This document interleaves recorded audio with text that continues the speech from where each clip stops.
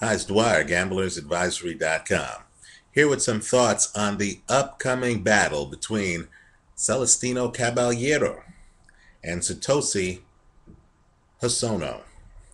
Now, before I go further, just remember the opinion you should follow should be your own.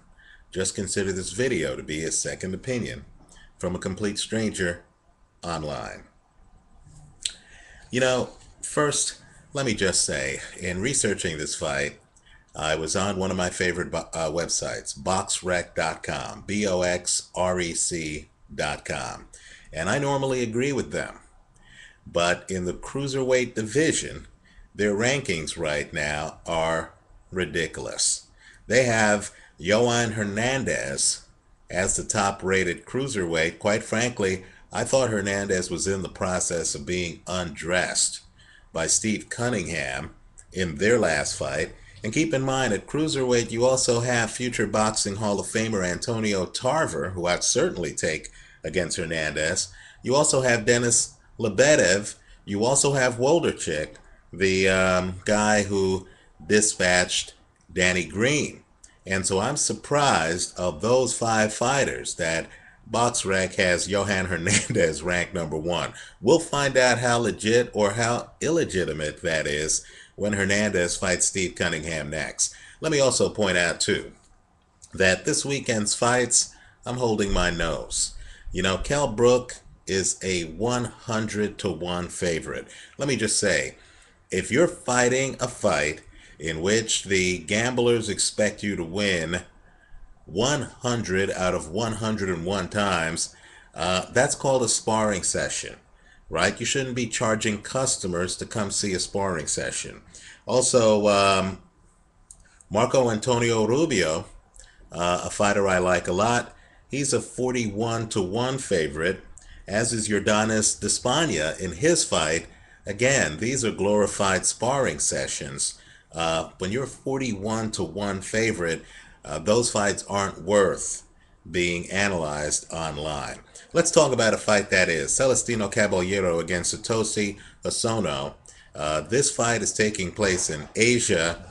I like Caballero big in this one. First off, he has a 4-inch height advantage. He's a long technician. He knows how to use length. He's one of the premier practitioners of using length in the sport. He hides behind a jab, and what I like is that if you're lucky enough to get by the jab, he's then going to punish you with brutal right hands, right? He just fought Jonathan Victor Barros twice. I thought he got robbed in the first fight where he knocked Barros down 2 times and then somehow lost the decision. In the second fight, he punished Barros, right? He's still at the top of his game. And what I like a lot with Caballero is when Caballero has you outgunned, he punishes you for 12 rounds. He uses your aggression against you. Daud Yordan, a young guy who quite frankly gave Robert Guerrero all he could handle before Guerrero opted out of that fight on cuts, right? Daud Yordan couldn't get by Celestino Caballero's jab, and you know the rest, then got punished, was being hit with the jab all night, and then countered all night in one of the more brutal and masterful performances I've seen in the last 3 years, right? Even though he fights at 126 pounds, the fighter who I think he models his game off of a bit, or at least is similar to, is Vitaly Klitschko, right? These guys never look like they're leaning too heavily into punches, but yet they have pretty decent knockout ratios, and the guys they're fighting often leave the ring battered, right? Well, here, Hosono is made to order for him. I know Hosono has a great record and only 1 loss, and I know he's very highly thought of in Asia, but he needs to get inside to operate, right? He's only 5'7". His game is to get inside and then to hit you with hooks to the body and to literally be the toughest man in the ring. Well, before you can make toughness an issue, you have to get by a skill differential, right? Toughness only becomes an issue, in my opinion, when the skills are close.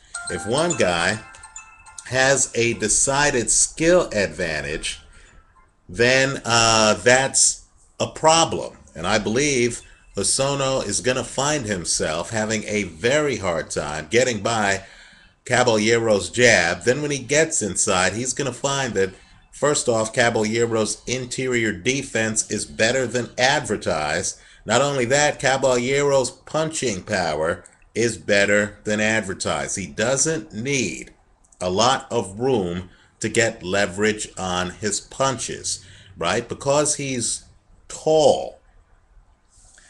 There's something deceptive in the way Caballero throws punches, because just like with Vitaly Klitschko, I believe because he's tall, we misestimate the leverage he's getting on punches. As I said before, he knocked Barros down twice in their first fight, and Barros has a pretty good chin.